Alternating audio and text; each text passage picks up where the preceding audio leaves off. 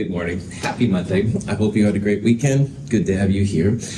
Today at 1:10 p.m., we'll turn in Chatellier's principal lab from last week.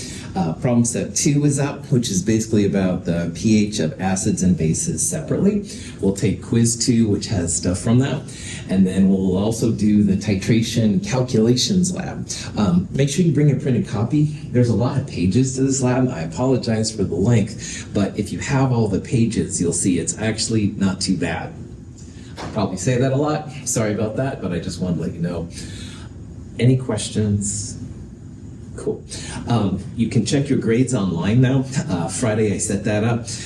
If you don't have the link or anything, let me know. If you go under class information, there's a thing that says check your grades, and you can enter your Mount Hood ID number there and be good to go. But if you have any problems, let me know. I did want to share something else with you that I just saw this morning, and as a chemist, this is pretty cool. So this is a slide from Chem 222 about catalysts. Don't worry about that.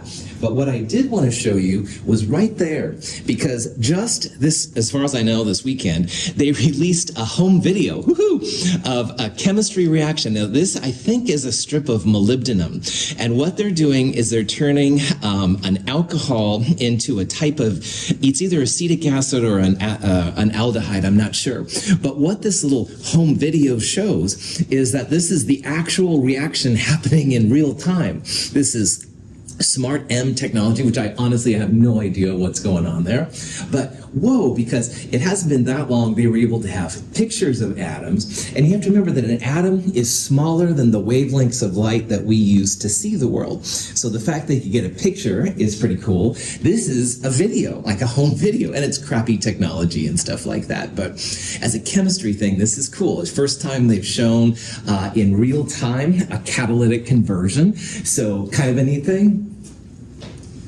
All right, back to your regular scheduled programming. But anyway, I had to share that because I thought that was pretty cool. So we are talking about Lewis acids and Lewis bases. And most of this section, we have talked about the Bronsted acid-base theory, which was acids donate an H plus and bases accept the H plus. But Lewis acids and bases has a lot of real cool practical uses as well. And it's worth our time to look over it. So a Lewis acid is an electron pair acceptor, and a Lewis base is an electron pair donator. So one thing I want to point out is that if you're going to have a Lewis base, your Lewis base is going to have a lone pair on it, at least one, sometimes more. Lewis acids are going to have room for that electron pair. So often the Lewis acid will be positive. It can also be aluminum, boron, gallium, those twisted metals. And what happens is the lone pair from the base pushes itself into the empty orbital on the Lewis acid to create a new species. Sometimes they're called adducts, all right? And that just means it's a Lewis acid, Lewis base. And why they get the funny name is because in this kind of interaction, both of the electrons come from one atom and they're pushed into the other atom. And that's not what usually happens. In a covalent bond, it's one electron on each atom that comes together to make a bond. And in an ionic reaction, the electron's totally transferred, so you have positive, negative. So this Lewis acid, Lewis base thing is a little bit different. But you can still a lot of times use classic Bronsted acids like hydrogen, H plus, hydronium, and you can a lot of times use classic Bronsted bases like ammonia, and you'll see the same thing. So Lewis acids and bases is like a gourmet acid-base theory, all right? Most of the time chemists just use good old Bronsted, but once in a while that Lewis acid-base thing can come in kind of handy. So if you ever have a question about which one of these could be a Lewis acid, all right, you have to make sure that your Lewis acid has space for the electrons. And one way to go about figuring this out is you could draw Lewis structures for these different things. And for example, on the first one, if you remember, CH3 is a carbon with 3 hydrogens. That fourth position is connected to the nitrogen. Nitrogen has a connection to carbon and 2 hydrogens, but it does have a lone pair there. And usually lone pair items are Lewis bases, not Lewis acids. So if you see a lone pair, it's probably going to be a Lewis base. So this methylamine compound, definitely a Lewis base. If you draw out this thing, both the carbon and the oxygen have lone pairs on them. That's going to be a Lewis base. Hypochlorite is another species, lots and lots of lone pairs, all right? Notice how this one is even negative. That rarely makes it a Lewis acid. Those are almost always Lewis bases. But silver, in this compound right here, silver has a positive charge, and silver is also a transition metal. So in addition to hydrogen, H+, in addition to the twisted metals, the transition metals, lanthanides and actinides, are usually great Lewis acids because they just have a ton of orbitals, and most of them are empty so that you can push stuff into them. So a lot of times the transition metals will be good Lewis acids because they have spaces to put those Lewis bases. Any questions on them? Sweet. Now, why that's relevant to us is because in our last lab, the Chatelier's principal lab, you added different compounds, different sodium hydroxide, ammonia, etc., to zinc. And in certain cases, the zinc disappeared. That's because you started to make a complex ion. So a complex ion is nothing more than some kind of Lewis acid and with Lewis bases around it. All right, so in this compound, this is a cobalt with waters around it. The cobalt is the Lewis acid, the waters are the Lewis base. And when they form a complex ion, it's like an adduct. It's a Lewis acid, Lewis base interaction. And a lot of times they're very, very product favored. And there's a whole bunch of them. So here's a copper Lewis acid with ammonia Lewis bases around it. You can see those one-sided arrow things. That shows the 2 electrons are getting placed inside. Very cool. Most of the metals, the transition metals, make these kind of addicts, these Lewis acid, Lewis base interactions. The metal in the center has between usually 4 and 6 water molecules. So I always like the colors of transition metals. Most of the time I'm admiring the complex ion that forms when the metal is surrounded by waters. But these have proven to be really frustrating to The chemists. test tube is a solution of copper sulfate. When we add a few drops of ammonia, the ammonia acts as a Bronsted base and causes the precipitation of solid copper 2 hydroxide. The solution turns a cloudy blue. If we then add a much larger amount of ammonia, the solution turns a very dark blue. The precipitate dissolves upon direct reaction with ammonia molecules. The ammonia has donated its electrons to the copper ion, and so now acts as a Lewis base. Ammonia is a Bronsted base and produces hydroxide ion in solution that can lead to formation of solid copper 2 hydroxide.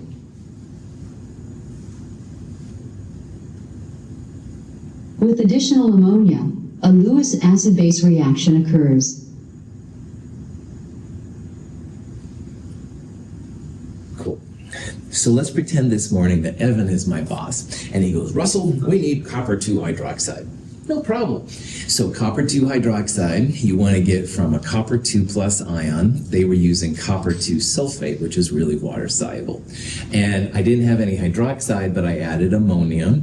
Ammonia in water creates hydroxide. So I add a little bit, and I end up with what we saw at first, kind of a light blue solid, all right? That's the copper 2 hydroxide. And it's like, all right, good job, but we need all of what we can get. So I think, okay, no problem. I'm going to add extra ammonia. Extra ammonia, you start kicking in now the complex ion formation. And what happens is all that beautiful solid that I saw before, gone. All right? Everyone's like, did you add the right chemical, Russell? I'm like, yes, sir, I really did. But anyway, this is the joy of complex ions. You start making the solid, you're like, yeah, all right, I need some more. If a little is good, a lot is better. Well, you got to be careful with complex ions because when they kick in, these are water soluble. So the solid goes away. So in the lab you all did last Monday, all right, you had zinc 2 hydroxide running around, solid, white solid, no problem. Add a little bit more hydroxide or ammonia, gone. All right, the complex ion kicked in. These transition metals, copper, zinc, molybdenum, chromium, whatever, they will make complex ions a lot and your solids disappear. Now, magnesium, when you did the same thing, magnesium didn't disappear. The main group metals, group 1A, group 2A, 3A, and stuff like that, they don't make these complex ions very well. So your magnesium hydroxide stuck around. Keep adding hydroxide, more magnesium hydroxide, which is what you normally expect. But with the transition metals like zinc, gone. Drove chemists crazy for a long time. Anyway. Oxygen binds weakly to the iron ion at the center of a heme group in the hemoglobin molecule. In an oxygen-poor area of the body, the O2 is easily removed. Carbon monoxide, in contrast, binds very tightly to the iron and is very difficult to remove. The presence of carbon monoxide makes it impossible for the blood to transport oxygen effectively. We have all been using Lewis acid, Lewis base interaction since you walked in this room. Breathing, all right? Oxygen goes into our body. It connects to the iron and heme. And it's a Lewis acid, Lewis base interaction. The heme transports the oxygen to wherever it needs to go in our body, and it lets it go. So oxygen is not very tightly bonded to the iron. It can be transported back and forth, which is good for you and me. On the other hand, if you happen to be around carbon monoxide, carbon monoxide holds on a lot tighter to iron. So you start breathing in carbon monoxide, that CO sticks and doesn't let go. So that's why CO is a bad poison, a toxic substance. You don't want to have it around. Now, a lot of these complex ions can also go through what's called hydrolysis. And this is another little interesting thing. So besides the transition metals making complex ions, the complex ions further undergo this hydrolysis, and you end up with a slightly acidic solution. So here's a copper with a couple of waters around it. This is a Lewis base water and the Lewis acid copper. And what happens is it reacts with water a little bit to make this species. One of the hydrogens on one of the waters is kicked out to make hydronium. And this is a Ka expression. So what this means for you is that all the transition metals, for our purposes, in water, a little bit acidic, all right? So if you have a solution that you want to be neutral or basic, you don't want to use a transition metal because almost all of them will react a little bit with water to make hydronium, and the OH ion is left around to do it. OH bonds a little bit closer, so when it a little tighter, so when it forms, it's usually pretty product favored. So the kind of questions you might see, will a 0.1 molar iron 3 chloride solution have a pH which is greater than, less than, or equal to 7? Excuse me, acidic, basic, or neutral. It's the chloride, which is the play. It's not. Let me start again. The chloride just sits there, doesn't do anything. All right. Chloride is the conjugate of a strong acid we talked about on Friday. No effect on pH. But good old iron is a transition metal, and all those transition metals will be a little bit acidic. So you should have a pH which is less than 7. And I mean, it might be just 6. It's not going to be probably super acidic, but it will be a little bit acidic. And if you have fish in a fish tank, for example, that need to be neutral, might want to be careful with the transition metals. So, now, we've talked a little bit in this section about some compounds that can be amphoteric. And as we understand Lewis acid and base theory, it helps us a little bit then to see like what's happening. So for example, aluminum is a good example of a system that can be both an acid and a base. So let's take aluminum hydroxide as our example. Now in Chem 221, metal hydroxides are bases. They react with some source of acid.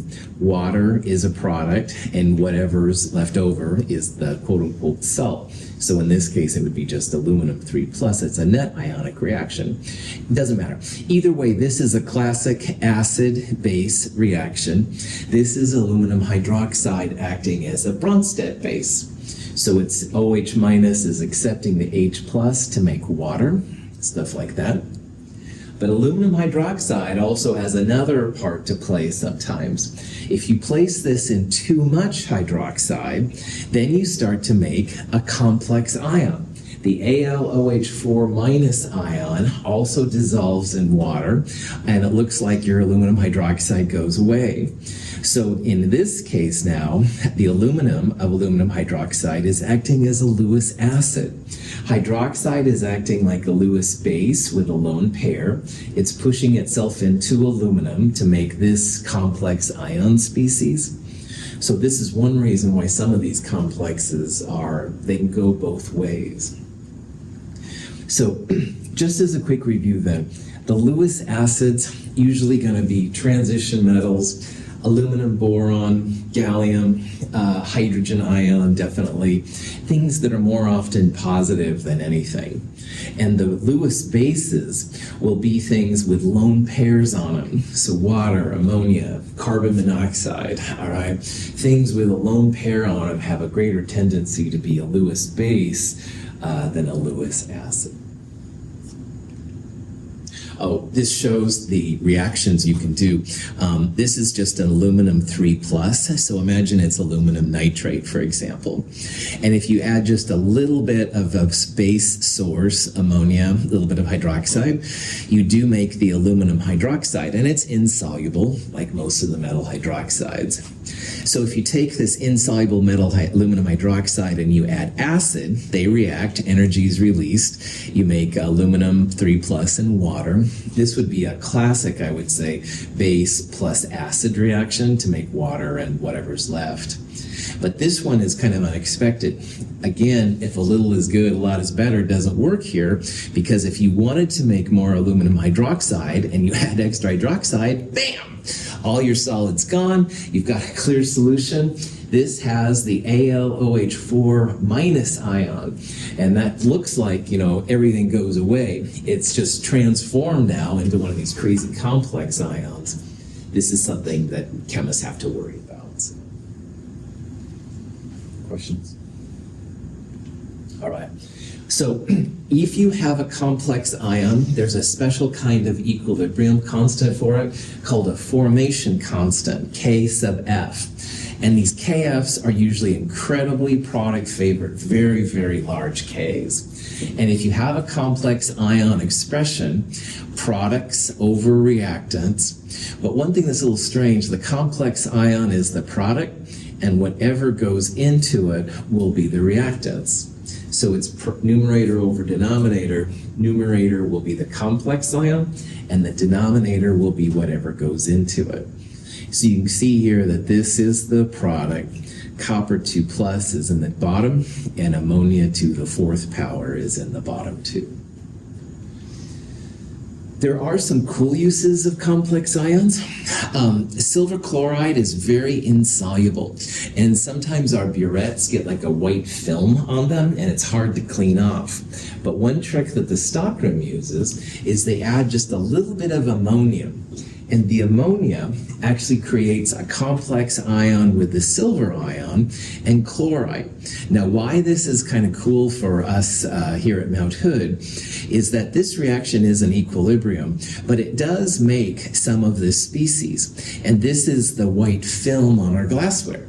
So if the white film is really bad, add a little ammonia, you start making the complex ions, and they dissolve. So the white film, more or less, goes away. You can find the actual value of K. This is silver chloride going to silver and chloride. It's a very reactant-favored K. It's much less than 1, so it likes to be in the white film, this stuff right here. But if you add ammonia, there's a formation constant that's been known for it. It's pretty product favored to make this thing right here. Again, this is what causes the film on our glassware, but this is getting rid of the film, if you will. So when you add these reactions together, like we talked about, you end up with silver chloride and some ammonia, making the complex ion and chloride. And to find the overall net, you would multiply these two together. You still have a reactant favored K, so sometimes it takes a couple of applications of ammonia. But this is a lot better for us, a bigger K, than this one was right here. So it does help to get rid of the junk on our glassware. So, Secrets of the Lab 101. Any questions? Okay. So, in this chapter, all right, we tried to look at the acids and bases separately, the pHs of them separately. And these first 6 equations, the pHs and the fourth and these two down here, we're going to use a lot in the next chapter too. So the first 2 up here are just the pHs of strong acids and strong bases. And when you have a strong acid or a strong base, all of your reactant goes to product. It's a one-sided arrow. You don't have to worry about anything else. And when you go through all the stuff, minus log the concentration of your strong acid equals the pH. So there's no K's involved with strong acids or strong base. Now, weak acids and weak bases, though, you do have to consider the Ka and Kb values. So that's where that table's going to come in really handy in problem set 2. You don't have to know any of the Ka or Kb values, but they are going to be things we'll use a lot. So both of these, if 100 times K is less than C, 100 times Ka is less than Ca for the acid, or 100 times Kb is less than Cb for the base, you can use these. Minus log square root Ka times Ca is the way to find the pH. And I know that seems like a weird equation to make it easier, but instead of going through ice tables, solving for hydronium, and then minus log of hydronium to get pH, one stop. Minus log square root Ka times Ca, or 14 plus log square root Kb times Cb. Now, all of these equations are basically built around Kw, all right? So one day, Edgar is working in the Sahara or a place that's really warm, all right? Kw might be a little different because our Kw is based on 25 degrees Celsius. And if you're working in a place that's really hot or a place that's really cold, it will affect Kw. But in this class, Chem 223, we're going to assume 25 degrees Celsius all the way. So these expressions work. So this 10 to the minus 14th, the only K I want you to know, equals hydronium times hydroxide. It also equals Ka times Kb if they're conjugates of each other. So ammonia for Kb and ammonium for Ka would work here. You could also have acetic acid Ka times the acetate Kb. Very, very handy. And then like we talked about, if you minus log all of this stuff, you get 14 equals pH plus pOH, and that equals pKa plus pKb. Lewis acid, Lewis bases, kind of cool. We're going to use those throughout the quarter. A formation constant is nothing more than a K for a Lewis acid, Lewis base interaction. So, any questions? All right, let's get out of this chapter. All right, so acids and bases by themselves. Now, today in lab, we're going to take these different pH equations and use them to calculate the pH values for any combination of acid and base you can consider. And that's a pretty wild kind of thing. So chapter 14, part 2, I like to think about it as acids and bases coming together. So they're no longer separate, but we're adding acid and a base together at the same time. This is an example of a titration, an acid and base titration. Notice it has kind of an S-curve. Chemists call it S-curves. That's not really very helpful. But anyway, notice how there's little points right there. Now, these points were probably generated in the lab, and we'll do some of this next week, by the way. But for this week, let's say you wanted to find the concentration of your weak acid at this point. Using the knowledge from this section, you'll be able to do it. All right, you can confirm that this is a valid point at this particular point, or this is a valid pH at this point. So if you know how acids and bases work when they come together, you can do some pretty kind of cool things. Now, at this point, believe it or not, you have all the tools to figure out pH values for acids and bases when they come together if they are strong acids and strong bases. And that's what we'll focus on in lab today, by the way, is more strong acids and strong bases. We'll be able to, by the end of this week, to do the same thing for weak acids and weak bases, but I need to talk about buffers. And if you've been in biology, a buffer, super important, keeps your biological media at a good pH so it doesn't break down. We're going to talk in this section too about buffers from a chemical perspective, how useful they are, what a buffer is, and then we'll be able to use it in titration. So I think of this as a pretty cool chapter, all right? My favorite equation of all Chem 221 and 223 is in this chapter. Woo-hoo! So I can't wait to talk about it. I know I need a life, but besides that, questions on anything so far? All right. So let's talk about what happens when acids and bases come together. So first of all, when they come together, a lot of things happen, all right? The acids and the bases react.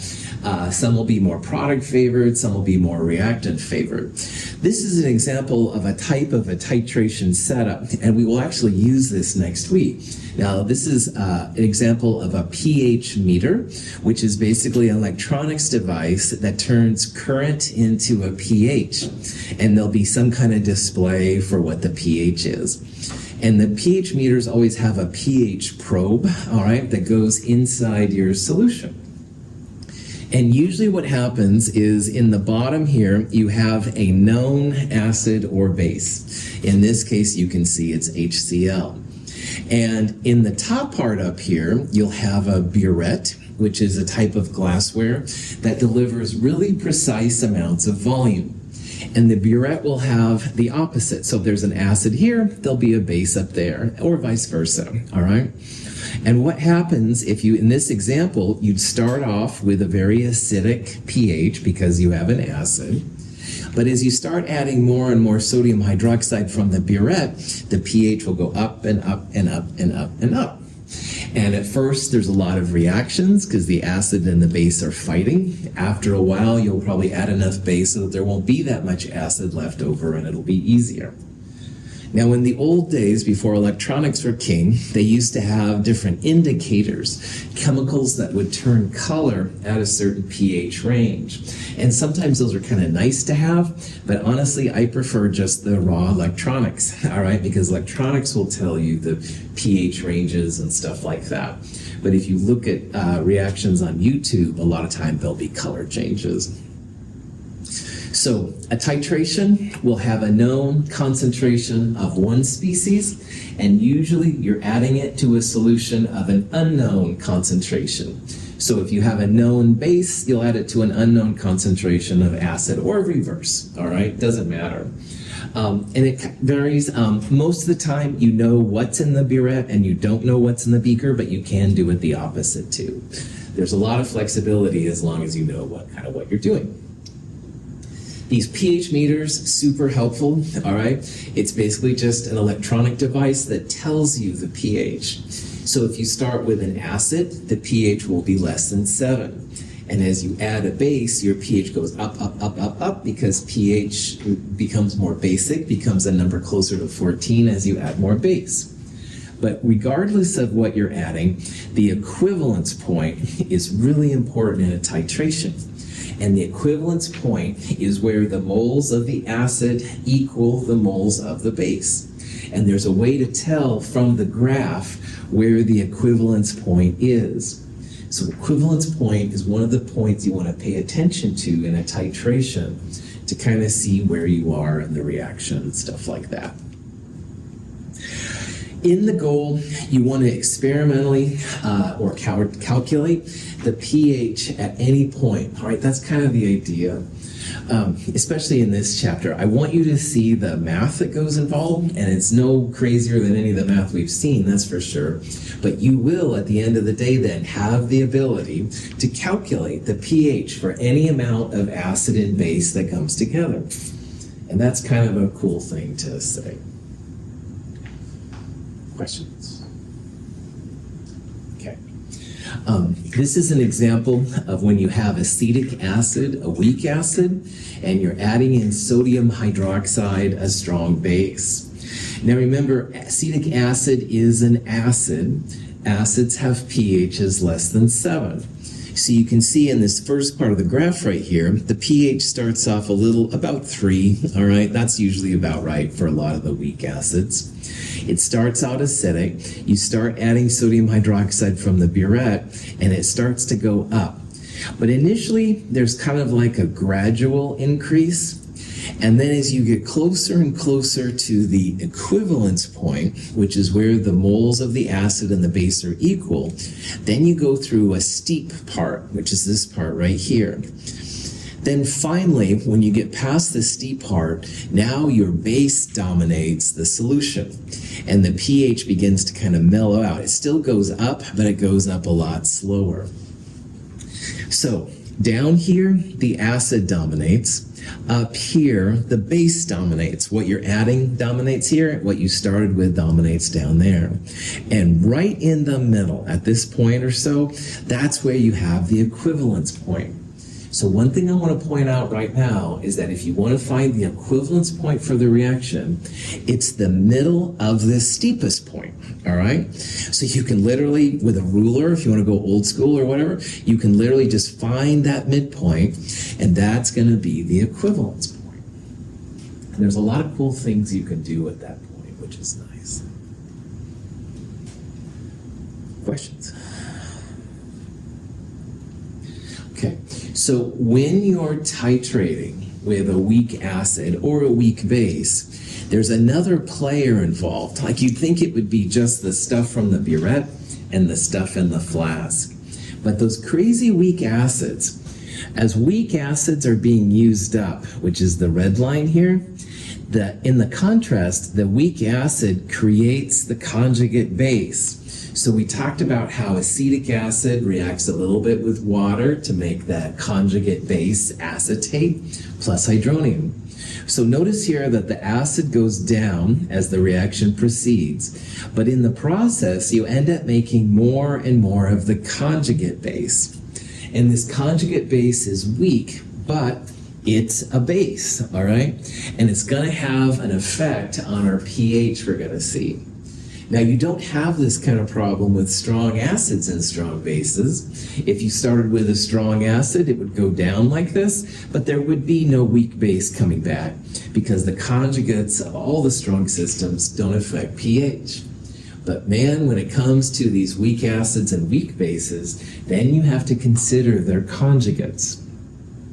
So to talk about this and understand what's happening, we're going to first talk about buffers. And buffers are used in biology and chemistry a lot. And buffers rely on something called the common ion effect. So we're going to step away from our titrations, and we're going to first talk about buffers and see what makes them roll. So, any questions?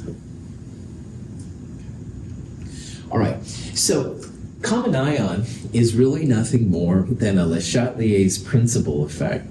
So this is a reaction. It's a Kb expression. Remember that the B means base, and bases always create hydroxide. So the ammonia is a weak base. That's why we have the equilibrium line. Ammonia reacts with water to make the conjugate acid ammonium and some hydroxide. And it's Kb again because Kb's always create hydroxide. If it was a Ka expression, we would have hydronium, H3O plus over here. But this is a base, so we've got hydroxide. So in this question, we're starting with 0.25 molar ammonia, which is going to have a basic pH if we figured it out. But the question is, what's the effect if we add some ammonium chloride to the ammonia, all right? And this is a little bit weird, but this ammonium is common to the Kb expression. So that's where the common ion comes from. Like you've got the ammonia in equilibrium just sitting there, and all of a sudden you start adding another ion that's common to the equilibrium, ammonium.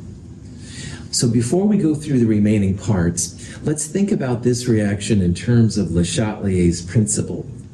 If you start adding ammonium to this reaction, will that shift the reaction to the reactant side left, or will it make more product side right? Yeah, left, right on. If you add something, it moves to the opposite side. So if we start adding ammonium, it's going to shift to the opposite side. We should be making more ammonia at the expense of hydroxide. Now, ammonium is going to end up lowering the hydroxide amount, and that'll have an effect on pH, because as hydroxide goes down, your hydronium goes up. So, Le Chatelier's, you start adding ammonium, it's going to move your reaction to the reactant side, to the left. Excuse me. Now, here's the pinch kill. As you make the reaction go to the left, hydroxide starts moving to the left as well. So your hydroxide is going to go down.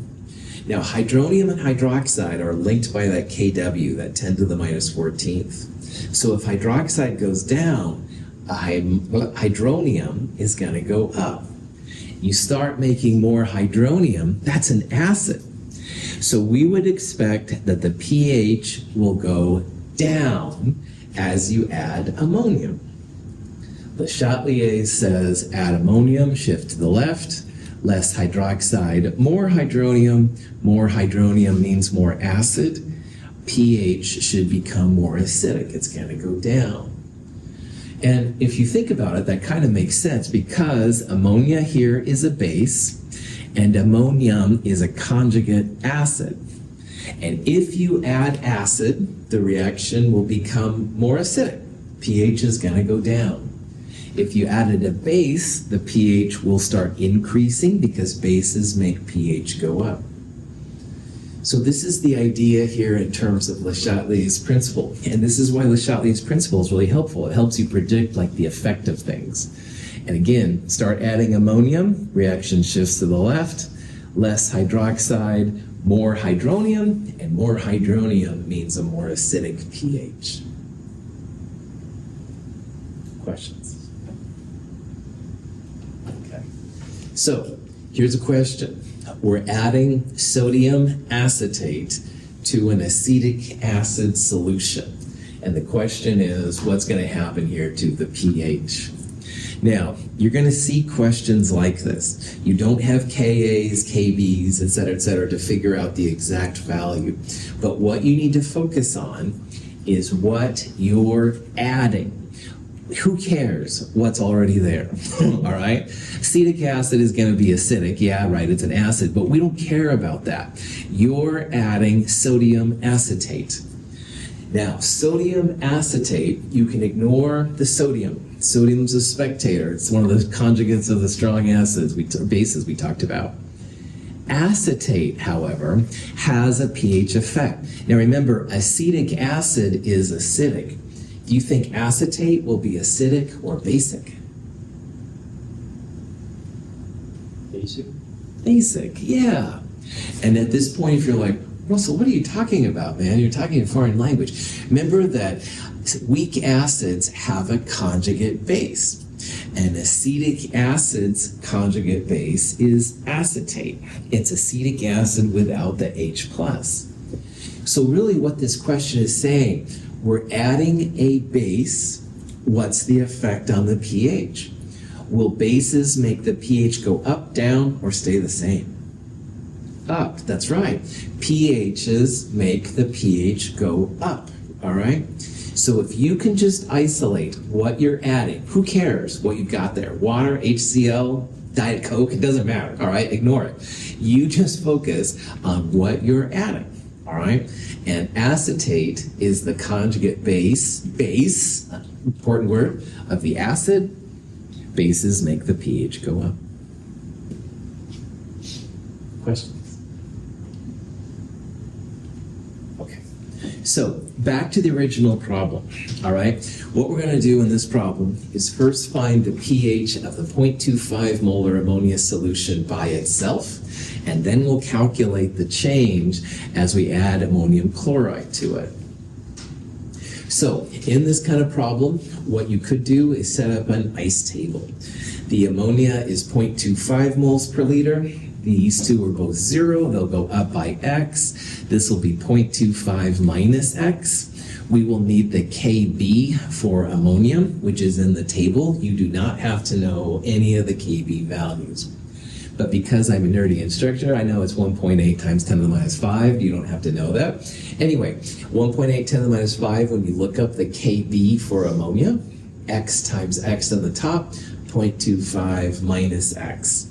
And like we talked about on Friday or Wednesday, whatever day it was, this is a quadratic formula as of right now. And if you have the solve function, you can go ahead and do it. But honestly, what I would do, if 100 times k is less than c, you can get rid of this little minus x. So 100 times this number, it's like adding 2 to the exponent. That would be 1.8 times 10 to the minus 3, or 0.0018.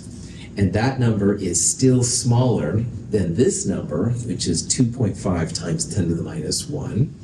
You are absolutely justified in killing that minus x. So at this point, I would definitely do that. In this case then, hydroxide, which is x squared equals Kb times Cb, or x is the square root of Kb times Cb. So square root of 1.8 10 to the minus 5 times 0.25 gives you 0.0021 moles per liter, and that's the concentration of the hydroxide.